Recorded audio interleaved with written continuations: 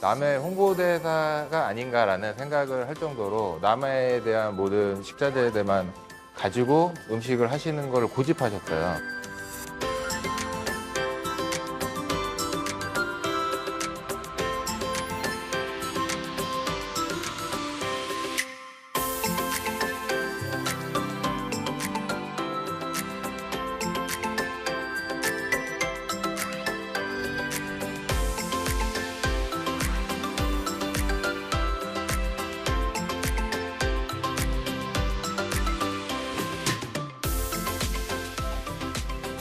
그 남해 한우만 가지고 저희가 이제 사실 활용하고 이제 손님들한테 제공하고 있거든요. 이 지역에 이제 경상도에 나오는 한우들은 거의 다 이제 입고시켜서 다 테스팅해보고 먹었던 기억이 납니다. 안동 한우, 뭐 거창 한우, 거제, 그다음에 김천, 뭐 주변에 많은 한우들을 다 먹고 저희가 테스팅해봤었는데. 그 중에 이제 남해 한우가 제일 맛있다라는 평가를 저희가 했었고 사장님도 그렇게 의견을 주셔서 이제 그거에 대해서 남해 한우에 대해서 집중을 했었죠. 뭐 리포트 같은 것도 쓰신 적 있다고. 사장님이 이제 그 경상도 한우를 다 테스팅할 때 한우가 정말 남해 한우가 맛있는데 그 이유가 뭐냐 물어보셔서 왜 남해 한우가 맛이 좋은가라는 리포터를 해서 뭐 남해 한우의 역사 뭐 이런 거 왜 틀리고 한우가 뭐가 어떤 종류가 있고 왜 남해 한우가 특별하게 맛이 있는지 뭐 이런 것들을 리포트 해가지고 작성해서 사장님한테 보고드렸던 기억이 납니다. 그냥 대충 가는 게 없구나. 근데 여기 되게 굉장히 까다로운 고객이 있다고 들었는데. 네네네. 저희 사장님을 말씀하시는 것 같은데 네. 사실은 매주 오셔가지고 식사를 하시거든요. 매주 오셔서 똑같은 메뉴를 늘 드신다면 이 맛에 대해서 정말 확실히 아실 거거든요. 근데 솔직히 네. 힘들진 않으세요? 이렇게 너무 꼼꼼한 게. 처음에는 너무 힘들었죠. 겨울철에 이제 물메기탕을 끓이는데 첫날은 정말 맛있다, 맛있게 먹었다 하시고 가시고 다음날 또 물메기를 드시는데 오늘은 좀 달다 이렇게 표현해 주시는 거예요. 근데 다음 주에 오셔가지고는 오늘은 좀 육수 맛이 약해. 뭐 그다음에 오늘은 좀 맛이 좋았어. 이렇게 미세하게 이렇게 표현을 해주시는데 그 이유에 대해서 저희는 또 설명을 드려야 될 것 같아서 늘 연구를 해보니까 겨울에는 이제 무가 좀 달아지거든요. 그러니까 육수를 낼 때 항상 동일한 양을 넣는다고 하는데도 무 맛이 달아지니까 당연히 육수 맛이 달아진 거고 그다음에 간이 좀 뭐 진하지 않은 것 같다 얘기하셨을 때는 끓이는 시간에 대해서 좀 생각했던 것 같고 저희가 이제 그런 부분들을 이제 하나하나 체크해가면서 해보니까 좀 더 면밀히 살펴지는 그런 조리사가 된 게 아닌가. 그래서 뭐 그런 부분에 대해서는 사장님한테 감사를 표하고 싶습니다. 너무 감사한. 네네네.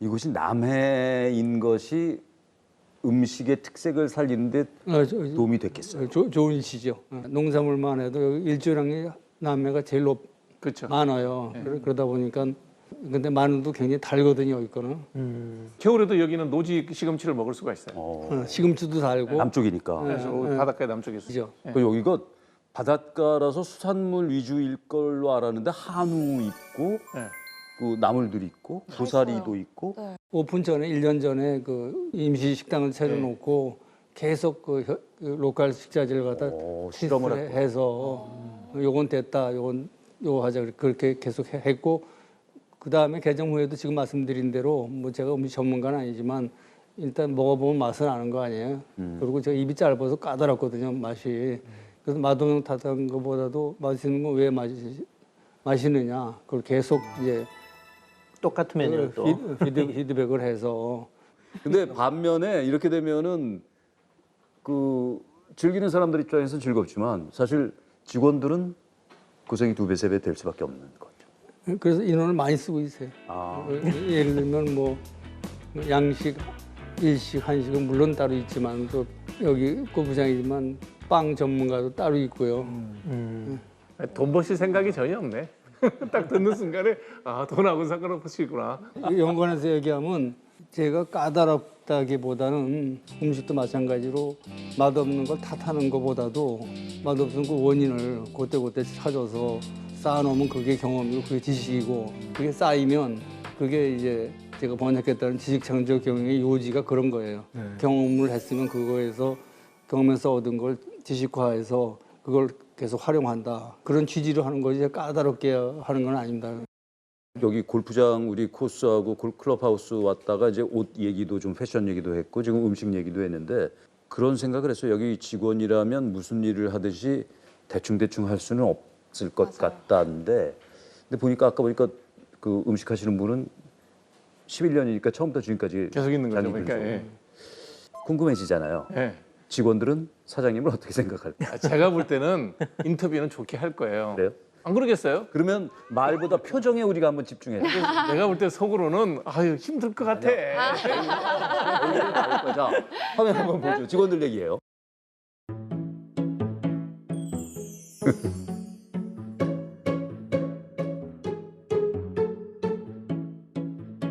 이게 심상치 않은데 음악이.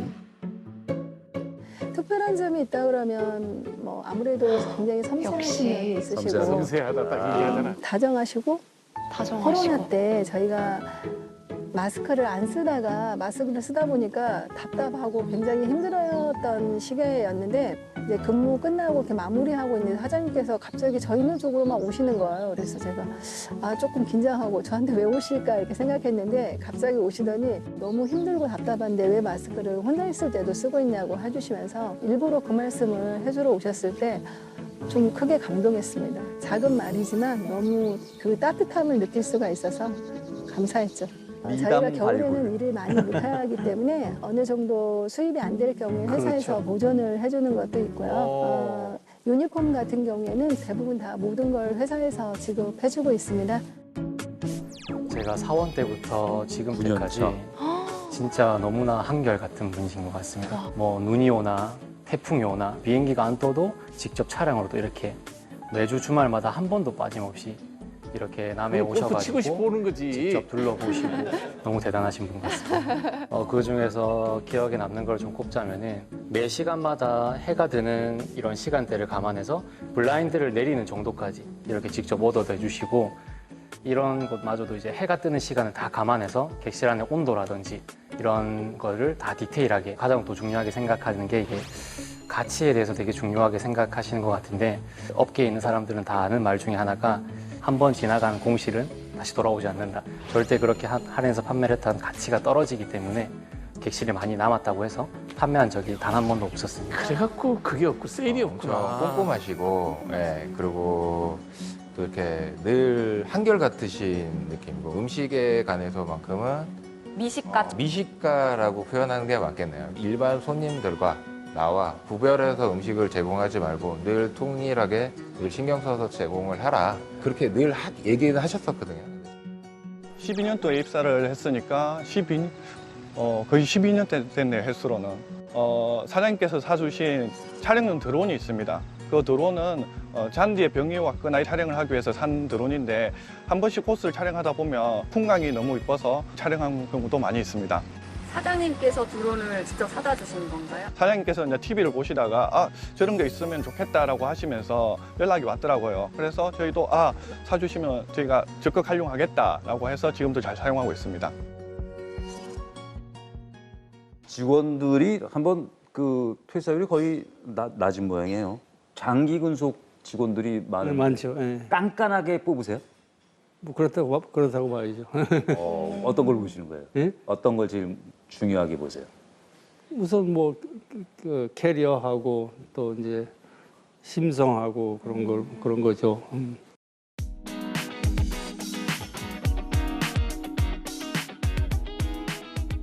골프장에 관한 이야기들을 쭉 나누고 있으니까 오늘 마지막으로 조금 클럽하우스에서 좀 나가서 남현 기자 나오셨으니까 최근에 이 골프장 규제 관련해서 좀 얘기거리들이 논란거리 같은 것들이 좀 있긴 있어요.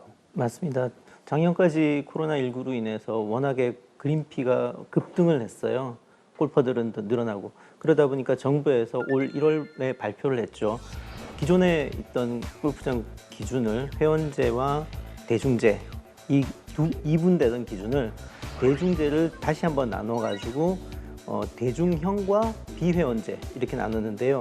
그 기준의 차이가 주중에 평균 그린피가 18만 8천 원 이하, 주말에는 24만 7천 원 이하를 받으면 대중형 대중제 골프장, 그리고 그보다 높으면은 비회원제 대중제 골프장.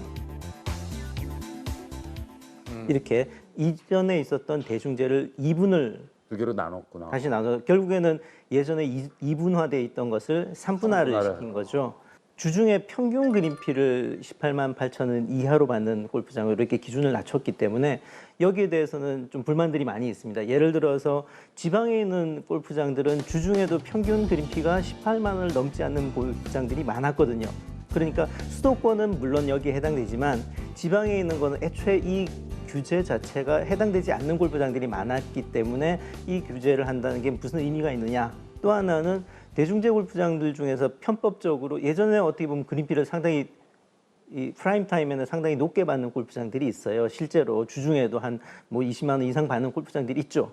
하지만 평균 그린피라는 규제를 두었습니다. 단서를. 그래서 하루에 평균 그린피가 얼마냐 이걸 하기 때문에 어떤 골프장들은 야간 3부 영업도 하는 골프장들, 이런 골프장들은 새벽이나 오후 늦은 시간, 3부 시간에다가는 아주 저렴하게 그린피를 내려버리기 때문에 이들의 평균을 해보면 결국에는 주중에 18만 8천 원이 되지 않느냐. 이거는 어떻게 보면 현재 장난이네. 네, 대중제 골프장들 대중형으로 이제 취해 있고 그런 어떤 세제 혜택을 받는 골프장들이 취하고 있는 어떻게 보면 이 법의 어떤 허점을 피해 나가는 꼼수 혹은 뭐 나름대로의 대책이라고 볼 수 있는 거죠. 그렇게 되면서 일단 세금은 늘어나는. 대중형이라는 한국말을 좀 더 정확히 해서 그래서 대중제하고 비회원제한 거는 맞는 말이에요. 워딩은 그 말이 도매금에 뭐 대중제하면 싼데 그러기보다는 그 구분한 것 자체는 좋은데 세금이 많이 늘었죠. 그건 틀린 게 아닌데 비회원제에 대해서 왜 징벌적 과세를 해야 되느냐. 그 징벌적 과세라는 것은 근데 유유부동산이라든가 비용명 부동산 그 부동산을 보유하지 말아라. 팔거나 아니면 뭘 해라. 그런 뜻에서 하는 게 종합부동산세제거든요. 거기다 편입을 시켜버렸다고요. 단순히 가격이 비싸다고 해서 징벌적 과세를 하는 거는 합리적이 아니라고 생각을 하는 거죠. 그러니까 시작한 거는 일단 그 소비자 입장이 받아들여져서 시작이 된 건데 하다 보니 좀 현실적이지 못한 게 있고 그다음에 아직도 골프라는 운동에 대한 어떤 그 생각이 징벌적인 느낌을 갖게 하는 요소가 그러니까 이제 쉽게 얘기하면 공직자들이 정부가 이런 데 간섭하는 거, 교통비, 주거비 이런 건 간섭하는 거는 필수적이니까 당연히 간섭도 해야 되죠. 맞아요. 물가는 잡아도 되는 물가는 잡았는데 골프비 올라갔다 그래서 우리 생계 물가에 영향을 준다고 얘기한다 그러면 그럼 왜 특별 소비세는 받아? 공정하고 확실한 건요. 시장에 맡기는 거예요. 그럼요. 예. 요즘에 말로만 시장주의 하면서 전혀 반시장주의, 완전히 반시장주의로 가고 있어요. 아까 얘기했던 평균 그린피 18만 8천 원 어떤 근거로 나온 건지 저는 궁금해요. 그 18만 8천 원을 정해놓음으로써 또 다른 왜곡을 만들어 놓고 그로 인해서 결국은 골퍼들이 더 많은 지출을 하게 만들고 가만히 내버려두면 참 과열됐다 하더라도 결국에는 시장 원리에서 내려갈 수밖에 없어요. 정리가 되죠. 그럼요. 자연스럽게 정리가 되죠. 가격의 역설도 있습니다. 그래서 지방에 있는 대중제 골프장은 18만 8천 원이 기준이구나. 그래서 16만 원 받던 걸 18만 8천 원으로 올리는 골프장도 있어요. 그러니까 여러 가지 그런 꼼수들이 별의별 꼼수들이 다 나와요. 동감을 하시겠고 물론 다른 생각을 가진 분들도 계시겠지만 우리 남아연 기자가 툭 던졌는데 이게 뭔가 아마추어 발화점이 된 것 같은데 딱그 같은 의견을 골프장 오너나 전문가나 골프 팬이나 뭐 다 같은 이게 골프를 지키시는 모든 분들을 그런 얘기를 평소 저희 듣잖아요. 그걸 대변하는 소리를 다 쏟아부은 거죠. 박원 의원 강했어. 오, 강했어. 근데 또 하나는 이제 나온 김에 그 우리 비회원제 골프장을 주장한 이유 중에 하나는 이제 해외에서도 마음대로 올 수 있게라는 얘기를 하셨는데 골프가 이제 코로나 끝나면서 우리나라 국민들이 많이 해외로 나가는 게 사실상 많이 있고 그렇단 말이에요. 그러면 우리나라 골프장과 해외 골프장의 경쟁도 되는 거 아니에요, 앞으로? 그렇죠. 제 얘기는 그 우리나라가 가격 경쟁, 동남아나 뭐 그런 데하고 가격 경쟁을 해서는 승산이 없다. 동남아든 뭐 미국이나 유럽이든 찾아오게 하는 것이 저희가 그냥 아무 특징도 없고 평범하다 그러면 안 찾아올 것 같아요. 싼 데가 뭐야 동남아까지 여기 뭐 하려고 오겠어요. 네. 일단 얘기가 나온 김에 여기서 얘기가 나온 김에 조금 더 공론화가 돼서 그 골프에 대한 이해가 충분한 사람들의 의견이 많이 반영이 돼서 좀 조정이 됐으면 하는 점검부터 좀 돼야 하는 게 아닌가 싶습니다. 저희가 지난주에 이 골프 코스 100대 골프 코스의 조건이라는 주제로 또 프로그램을 진행을 했고 또 이번 주에는 진짜 이 하나의 골프장을 통해서 의식주 여러 가지로 실천한 우리 정재봉 사장님과 뭐 방송사상 최초로 좀 2주 연속 출연을 하신 거거든요. 이 얘기가 나오면 이제 끝낼 시간이 됐다는. 출연해 보시니까 아주 긴 시간을 지금 카메라 여러 대 카메라와 함께 하시는데 할만하신 건가요? 또 소감을 한 말씀 좀 해주시는 게. 피곤하지만 뭐 견딜만 합니다. 네. 근데 즐기셨던 것 같아요. 자, 지금까지 남해에서 보내드린 클럽하우스였습니다. 문 닫겠습니다. 고맙습니다. 감사합니다. 네, 고맙습니다.